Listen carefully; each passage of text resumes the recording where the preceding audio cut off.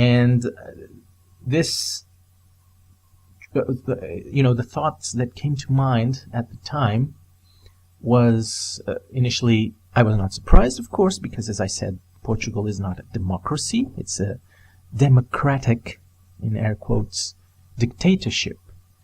And so this was not something new. I mean, you probably heard about the fact that we have the Web Summit in Portugal for the next 10 years. And one of the people that were supposedly being invited in 2018 was Marie Le Pen from France. The one that the media labels as far right. Obviously, she's not far right. Everyone that listens to her knows that she is not far right, but that's what the left-leaning media will promote. And so she was also censored from coming to Portugal. She was, or Web Summit organization was pressured by the government so that Marie Le Pen invitation was cancelled. And it was cancelled. So when lots of other things like this happen in Portugal, and when this report from this organization was also censored, and the guy that did it was not allowed to come to Portugal, the guy from the head guy from the organization also said that it was his decision to, exclude the guy that made the report, or that was a very important person in that report, would not come to Portugal to present the report. He said that the organization itself followed the instructions, the censorship instructions of the Portuguese government to not allow this guy to come to Portugal. And the report was also changed. The things that were in the original report about corruption were, changed a little bit. One of them, for example, was that in the original report, the case with José Sócrates, a socialist prime minister, that is being accused of very high-profile cases of corruption, lots of them. It's not just one. He has lots of them in his belt. And that was removed from the report. It's no longer in the report. So basically, all the things that are factual about Portugal and corruption were basically removed from the report. The recommendations, I believe some of them are still there, but it was changed. It was changed based on the censorship of the Portuguese government, which is, of course, it's a dictatorship. A dictatorship where you vote, but the same people always win. And that's what happened in 2015, because it never happened before in Portugal. The center-left and center coalition won the elections in 2015. But this socialist guy, the current prime minister, he wanted to save his skin, because obviously the socialists would not allow him to continue to be the leader of the party if he didn't win the elections in 2015. So what he did was he refused to do any sort, because the center-left and center coalition had a minority in parliament. But this never meant that they couldn't form government. In Portugal, actually the socialists already have had several governments in minority, and no one ever tried to interfere with that. They were always allowed to form a government. But this time, this socialist scumbag, António Costa, which is currently the Prime Minister of Portugal, he had to save his skin. And so he did something that could never have been thought about before, which is he joined with the far left. Because you have to understand that the Socialist Party in Portugal was also more or less a center-left party a few years back, but it's been more radicalized in recent years, and basically it's now just left and almost far left. The Socialist Party in Portugal is almost far left. So they joined forces with the far left, including the communists and the identity and gender politics party, which is called Bloc de Esquerda, basically the feminists party as well. And they join forces, even though they have so many things that are complete opposites. I mean, the Socialist Party is pro-EU, while these far-left parties are against the EU. And there are other things that they disagree, yet they've joined forces to basically dethrone the center-left and center coalition that won the elections. And so they formed the government, and the socialists and the far-leftists basically throw them out from parliament, because in Portugal, and I think this is the same thing in all countries, but the first thing that a government needs to present is a budget for the year. And if the budget is not approved in Parliament, then the government has no conditions to stay in government. And that's what happened. The center-left and center coalition proposed their budget, and the socialists and far-leftists united, and they had the majority in Parliament to not approve the budget. And so the president had to find a solution, and the solution at the time was not to create a presidential initiative government, which would be the president's prerogative to decide who will make up the government. He decided to just give the socialists and the far-leftists the government chance. And when I say government, it's tricky, because the far-leftists, they don't have any position of power, but they do have legislative power, in the sense that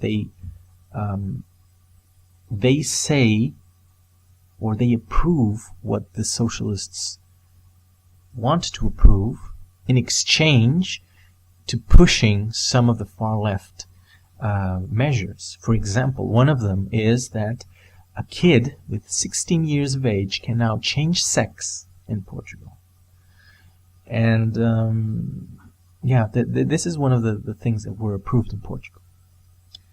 For these sorts of things, the far left approve the budgets of the socialists. And the budgets of the socialists, as I said, basically they are tax increases, cut spending, while claiming that they have ended austerity. Even during the financial adjustment period between 2011 and 2015, we have never seen such big cuts in spending like we have between 2015 and 2019. I mean, public transportation has seen the worst years of its existence. It was always bad, but now it's almost non-existent. It's barely functional. And I should know, I used public transportation for 18 years now, and I've never seen what's happening right now in Portugal in public transportation. And it's not just public transportation. Health is also another thing that happens, because we have a national health system which is touted as one of the best in the world. But of course, this is theory. In paper, it's considered one of the best in the world.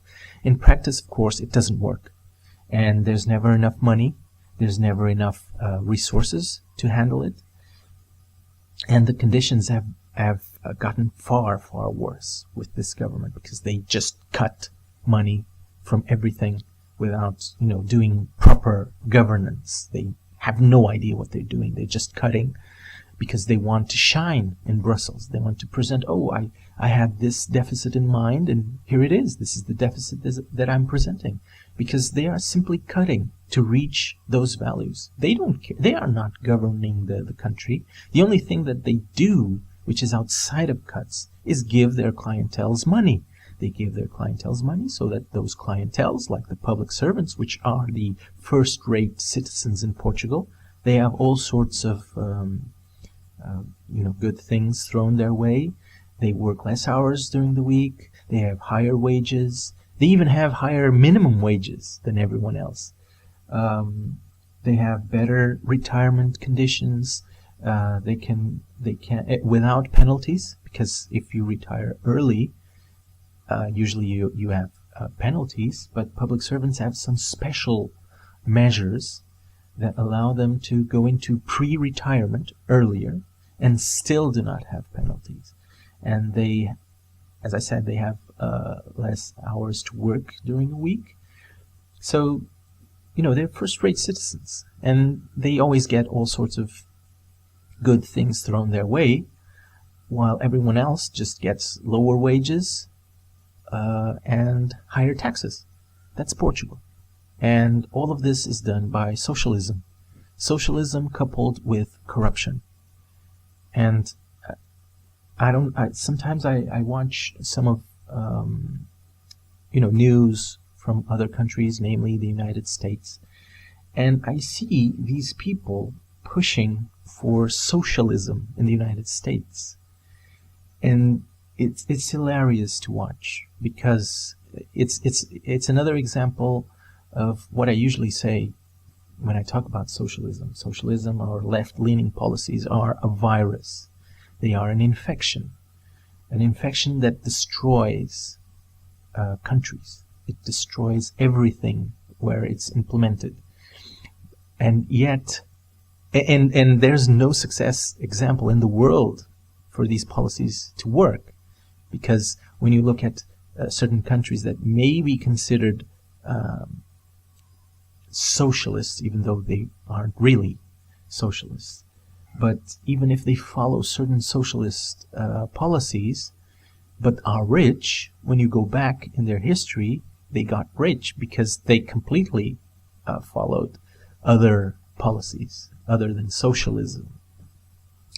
And it's hilarious to see these people pushing for socialism when there's absolutely no example of socialism working, socialism or communism working in humanity's history. There's none. So these people are pushing for something that doesn't work, never worked, and you still have lots of examples today, Portugal being one of them, that it doesn't work. And they are still pushing for it. This is insanity. This is absolute insanity. It's voting for the same thing, and this is what happens in Portugal. It's voting for the same thing for 44 years and waiting for a different result. It's insanity. It's absolute insanity. And I really, as far as I'm concerned, Portugal will never change, because indoctrination in Portugal is it's beyond every level that you may imagine. And what I think can happen is that other countries in Europe will push forward, will fight against these globalization freaks and left-leaning politicians that want open borders and all that nonsense, and they will change the EU, or the EU will collapse. Either way, the change will come from the outside, and Portugal will simply have to adapt to it. Because the Portuguese people and Portuguese politicians, they have absolutely no spine for change. Nothing will change in Portugal. Portugal will continue to be this very poor and very miserable country with higher taxes and bad living conditions. Because you know that when you come to Portugal, you will see probably many high-powered cars and some really nice houses that probably cost a lot of money, and they do. But that's all a lie, because we have one of the highest debts, private debts, that exist, and that coupled with one of the highest public debts that exist. So it's all a bubble. In Portugal, it's all a bubble. Lots of people are in debt to their ears. Well, above their ears, actually, above their last hair.